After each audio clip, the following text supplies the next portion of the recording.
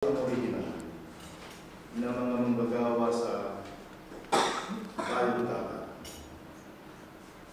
Yung nararamdaman ninyo, tinanong ko yung isang kakwentuhan ko kanina, ilang taon ka na dito? Sabi niya, excited pa siya.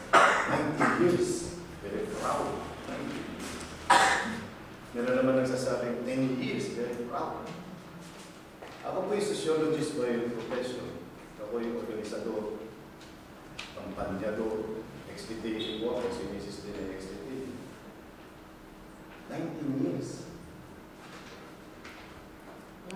19 years.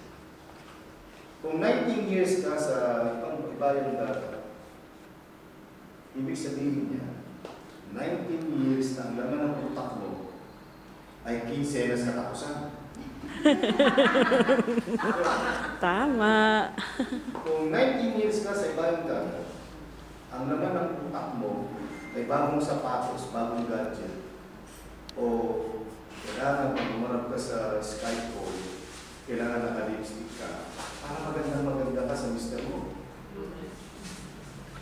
Kung 19 years ka sa ibayong dagat, ang ibig sabihin niya, 19 years ka din nagpaalipin sa sweldo. Kung 19 years ka sa ibayong dagat, ibig sabihin niya, 11 taong inaruga mo ang anak ng dayuhan, habang ang batang inaaruga mo tinuturing mong iyo, pinapangarap mo, inahatid mo sa eskwelahan, pinapakain mo ng ayos. Pero 19 years mong hindi nasubukan yung anak mo ng pagkain. Kung 19 years ka sa ibayong dagat, ang ibig sabihin niya, ang expectation mo, pag uwi mo sa bahay mo, meron ka ng bail na sa bahay, sa subdivision. Kung dati dampa ang air filter, ang dapat nakayero na pagbalik.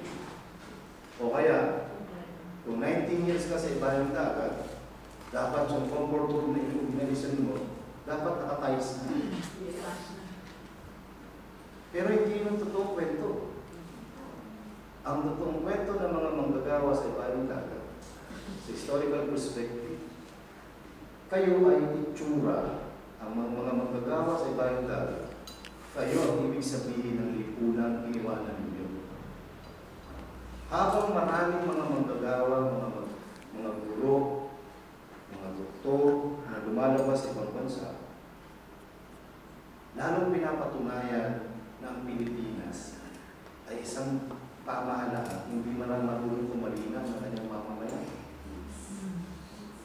Habang maraming manggagawa sa ibayong dagat na nagtitiis na magbudgod ng kubeta, nagtitiis sa totoo lang, kaya naman kayo nagtayo ng Greens Macau. Sa aming mga sociologists, ang tawag namin sa defense mechanism.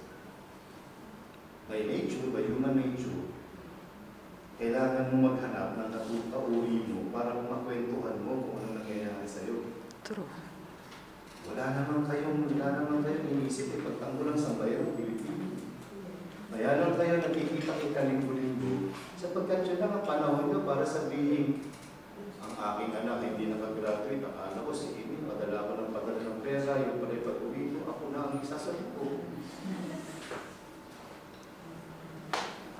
Diba? Diba? 19 years, my God. Ako'y lumaki rin, kami nila sa hotel, lumaki din sa isang pamilya ng OFW. Bata pa yan eh, ako yung susunod niya. Hindi ko man lang nakita yung tatay ko sa loob ng 20 taon. Katulad din ninyo, nag-graduate ang inyong mga anak na hindi man lamang ninyo naranasan mag-pin ng kanyang medalya.